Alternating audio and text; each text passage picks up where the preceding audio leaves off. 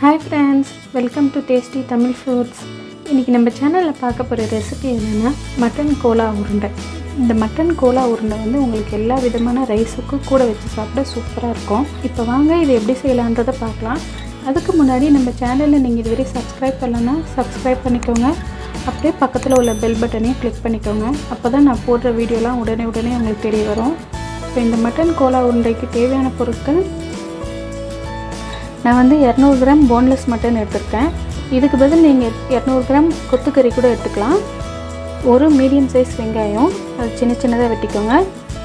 கொஞ்சம் கொத்தமல்லி, கொஞ்சம் கருவேப்பிலை, 4 பல்லு பூண்டு, ஒரு சின்ன பீஸ் இஞ்சி, ஒரு பச்சை மிளகாய், 1/2 டீஸ்பூன் மஞ்சள்தூள், 1/2 டீஸ்பூன் மிளகாய்த்தூள், 1/2 டீஸ்பூன் கசகசா, 1/2 டீஸ்பூன் சோம்பு, 3 கிராம்பு, ஒரு ஏலக்காய், 5 முந்திரி, 2 டேபிள் ஸ்பூன் பொட்டுக்கடலை, எண்ணெய் தேவையான அளவு, உப்பு தேவையான அளவு. இப்போ வாங்க ஃப்ரெண்ட்ஸ் எப்படி செய்யலான்றதை பார்க்கலாம். இப்போ ஃபஸ்ட்டு வந்து மட்டனை வந்து நம்ம மிக்சியில் போட்டு கொஞ்சம் அரைச்சிக்கணும். அரைச்சிட்டு வந்து நான் காட்டுறேன். இப்போ பாருங்கள், மட்டனை வந்து நல்லா அரைச்சாச்சு. இந்தமாதிரி நல்லா அரைச்சிக்கோங்க. பாருங்கள், பேன் அடுப்பில் வச்சுட்டேன். பேன் நல்லா சூடாயிடுச்சு. இப்போ இதில் 1 டேபிள் ஸ்பூன் அளவுக்கு எண்ணெய் சேர்த்துக்கலாம். எண்ணெய் நல்லா சூடாயிடுச்சு. இதில் சோம்பு 1/2 டீஸ்பூன், கசகசா 1/2 டீஸ்பூன்,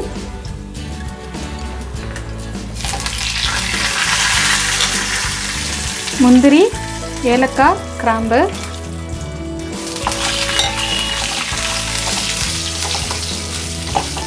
இதை வந்து ஒரு 10 செகண்ட் கூட இந்த எண்ணெயில் வறுத்துக்கலாம்.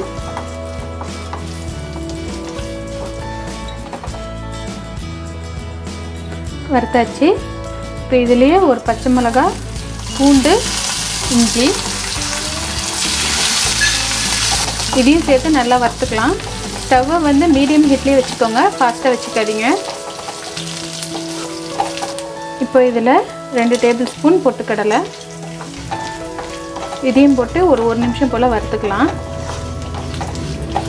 பாருங்கள், நல்லா வறுப்பட்டுடுச்சு.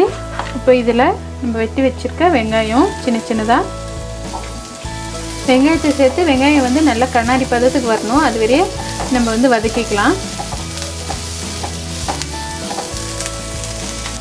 இப்போ பாருங்கள், இது நல்லா வதக்கியாச்சு வெங்காயத்தை. இப்போ இதுலேயே கொஞ்சம் கருவேப்பிலை சேர்த்து நல்லா மிக்ஸ் பண்ணிவிட்டு இந்த மட்டனை சேர்த்துக்கலாம்.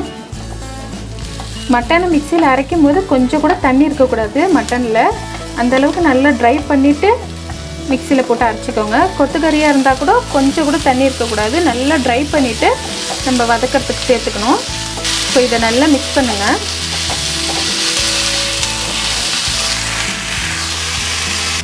இப்போ பாருங்கள், இது நல்லா மிக்ஸ் பண்ணியாச்சு. இப்போ இதில் 1/2 டீஸ்பூன் மஞ்சள்தூள், 1/2 டீஸ்பூன் மிளகாய்த்தூள், தேவையான அளவு உப்பு, இதையும் சேர்த்து நல்லா மிக்ஸ் பண்ணிக்கோங்க. இப்போ பாருங்கள், இதை நல்லா மிக்ஸ் பண்ணியாச்சு. இப்போ வந்து இதில் தண்ணி எதுவுமே சேர்க்காம மீடியம் ஹீட்டில் வச்சு இதை வந்து ஒரு 10 நிமிஷத்துக்கு நம்ம வேக வச்சுக்கலாம். பாருங்கள், ஒரு 5 நிமிஷம் போல் ஆச்சு. அப்படியே விட்டுறாதீங்க. 10 நிமிஷத்துக்கு நடுவில் ஒரு வாட்டி திறந்து நல்லா மிக்ஸ் பண்ணி விடுங்க. இன்னும் ஒரு 5 நிமிஷம் இது வேகட்டும். பாருங்கள், ஒரு 10 நிமிஷம் போல் நல்லா வேக வச்சாச்சு. பாருங்கள், இந்த அளவுக்கு ட்ரையாக இருக்கணும். கொஞ்சம் கூட தண்ணி இருக்கக்கூடாது. அந்தளவுக்கு நல்லா ட்ரை பண்ணி ஃப்ரை பண்ணிக்கோங்க. இப்போ ஸ்டவ் ஆஃப் பண்ணிடலாம். இது வந்து ஆறணும். ஆறிட்ட பிறகு நம்ம மிக்சியில் போட்டு அரைக்கணும். இப்போ இது நல்லா ஆறட்டும். இப்போ பாருங்கள், மசாலா நல்லா ஆறிடுச்சு. நான் மிக்ஸி ஜாரில் மாற்றிக்கிட்டேன். இப்போ இதை அரைச்சிட்டு வந்து நான் காட்டுறேன். இப்போ பாருங்கள், இதை நல்லா அரைச்சாச்சு. இந்த அளவுக்கு நல்லா அரைச்சிக்கோங்க. கொஞ்சம் கூட இந்த கடலையோ எதுவுமே தெரியக்கூடாது. கடலையும் கறியும் நல்லா சேர்ந்து நல்லா அரைச்சிக்கணும். இந்த மாதிரி அரைச்சிக்கோங்க நல்லா. இப்போ இதிலே வந்து கொஞ்சமாக கொத்தமல்லி, பொடியாக நறுக்கின கொத்தமல்லி, இதை நல்லா மிக்ஸ் பண்ணிக்கோங்க. இதை நல்லா மிக்ஸ் பண்ணிவிட்டு இந்த மாதிரி சின்ன சின்ன உருண்டையாக நல்லா பிடிச்சிக்கோங்க. பாருங்கள் உருண்டை பிடிச்சாச்சு. கொஞ்சம் கூட தண்ணியே இல்லாமல் நீங்கள் அரைச்சிக்கிட்டிங்கன்னா இந்த மாதிரி ஈஸியாக இருக்கும் உருண்டை பிடிக்க. இந்த சைஸில் உருண்டை பிடிச்சிக்கோங்க சின்ன சின்னதாக. இப்போ பாருங்கள் ஃப்ரெண்ட்ஸ், நல்லா எல்லாத்தையுமே உருண்டை பிடிச்சாச்சு. இப்போ வந்து எண்ணெயும் சூடாக இருக்குது, நம்ம பொரிச்சிக்கலாம். எண்ணெய் வந்து கொஞ்சம் நிறையாவே சேர்த்துக்கோங்க.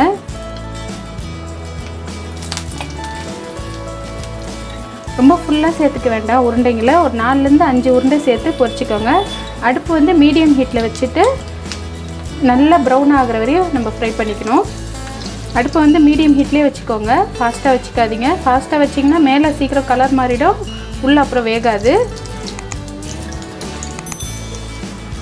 இப்போ பாருங்கள் எவ்வளோ நல்லா கலர் சேஞ்ச் ஆகிருக்குன்னு பாருங்கள். அவ்வளோதான், கோலா உருண்டை ரெடி ஆகிடுச்சு. இந்த அளவுக்கு நல்லா ப்ரௌன் ஆகணும். இப்போ இதை எடுத்துக்கலாம்.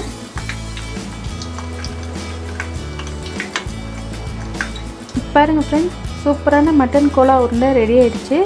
இந்த ரெசிபியை உங்கள் வீட்டில் ட்ரை பண்ணி பாருங்கள். இந்த ரெசிபி உங்களுக்கு பிடிச்சிருந்ததுன்னா நம்ம சேனலுக்கு கமெண்ட் பண்ணுங்கள், லைக் பண்ணுங்கள், மறக்காமல் உங்கள் ஃப்ரெண்ட்ஸுக்கெலாம் ஷேர் பண்ணுங்கள். தேங்க்யூ ஃப்ரெண்ட்ஸ், பாய்.